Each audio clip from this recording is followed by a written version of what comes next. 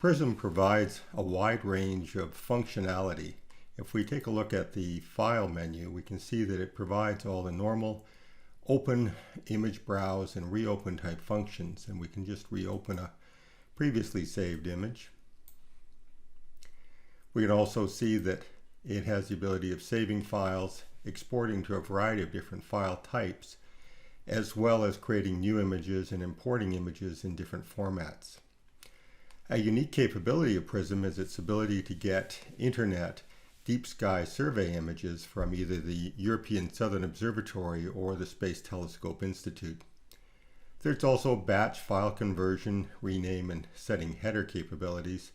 There's also a capability to create an AVI file from FITS images, and that's particularly handy for images like this, which show a comet moving across a star field.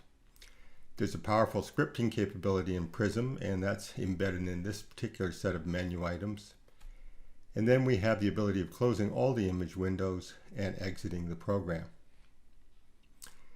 In the Edit menu, we have an ability to look at both the image header as well as looking at any file which has a FITS header. There's the undo and redo functions, and one of the notable capabilities of Prism is the fact that it has an unlimited undo capability. It's strictly limited by the amount of memory available on your hardware. There's the other functions of duplicating images, cropping, mirroring, translation, rotation, resampling, and filling, as well as inserting text on images. You can also change the binning factor and the pixel type. In addition, there's the capability of copying images and pasting images using the clipboard function. The sky chart is a very powerful capability of Prism, and let's just bring up one of the sky charts that was previously loaded. Let's bring up one of the sky charts that was previously loaded. Here we see a range of different objects displayed, and the advantage of the sky chart is that it's fully customizable in terms of the type of objects and the level of detail that you want to utilize. Sky charts can be loaded, saved, duplicated, and in addition there's an Earth view which allows you to see the state of the Earth in terms of where the terminator is located and twilight on the Earth. Image display has the normal contrast luminosity setting, as well as the ability to enable a magnifier to zoom in on particular areas of your image. There's also the ability of using grids, zooming in and out, a choice of palettes, showing saturated pixels, adjusting the window size, and refreshing the image. In addition, Pixel Table allows you to actually look at the individual values of pixels for a closer examination of particular image components. Of course, the blink image function as well to blink between different images, and the ability of printing images. Processing gives us a wide range of capabilities as well. Calibration can be done in terms of the current image or an image series, and of course there's the ability of creating the flat, dark, and bias master frames as well. The gradients and cosmetic corrections can also be made to your images, and then there's a range of different functions to perform image math, adding noise, filtering, logarithmic, or even applying a plug-in processing function which you can create. There's corrections for optical distortion, and there's also the ability of doing digital development processing. On-sharp masking and deconvolution functions are also available, as well as wavelet filter processing. Fast Fourier transform is there, as well as the ability to process AVI files, which are very useful in terms of planetary imaging. In the stack function, we have the ability of normalizing the mean and background of all the images that we're going to stack, as well as, of course, doing the stack operations themselves. And there's also a predefined batch register stack function as well as batch register. Sigma Kappa stacking offers particular advantages, as does drizzle stacking. And for objects like asteroids and comets, there's a moving object stack. Of course, Prism can support color imaging as well, with RGB and LRGB capability, as well as the ability of moving between the color planes and swapping them as required. And of course, being able to turn a bare image into a color image is very key in terms of DSLR imaging.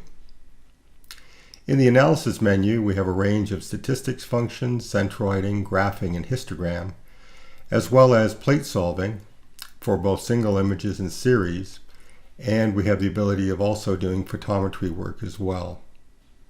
Under asteroids and comets, there's a powerful function for finding asteroids and comets on your images, checking blink images, as well as stacking the blink images. Another capability is the ability to show asteroid and comets which are on any image. You simply load an image and then the program will search through and label any asteroid or comets which might be present on that image. There are other functions in this area which help us check the optical quality and the CCD field tilt curvature. And then you have the ability of measuring distances and checking the quality and stellar sharpness of your images as well. Observatory is where the hardware gets connected. The cameras, the link to all the telescope hardware, including mount, focusers, and so forth, are all contained within this menu. And there's also control, of course, over the dome and shelter that are being utilized, as well as a field rotator if that's present. GPS control gives you the ability of not just loading your location, but also updating your time so that you have precision time for work like occultations. There's also an automatic focusing capability in addition to the traditional manual focusing, and that's a very powerful capability for remote imaging. The ability of capturing calibration images automatically is also contained here. The telescope status and controls give you complete control over your telescope equipment. As well, in here we have the ability to create a pointing model, first by scanning fields to create the data required and then actually computing the pointing model that's required. Telescope tools gives us the ability of doing periodic error measurements and an analysis on that data, and also tools to help you with polar alignment, either using the King method or the drift method. Another powerful tool is the ability of finding a telescope position irregardless of where it's located in the sky. And again, that's a very valuable capability for remote imaging. Automatic observations is Prism's answer to full automation of your observing.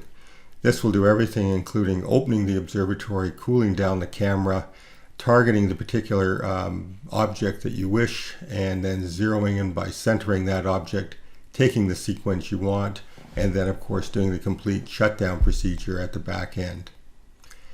The object list is a convenient way to store your particular targets that you want to have for a particular session and is always available.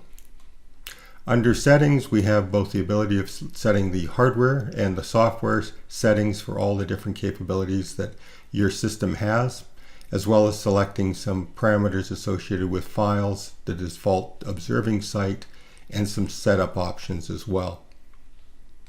Windows gives us the ability of resetting the position of a couple of different windows just to make for a very clean layout.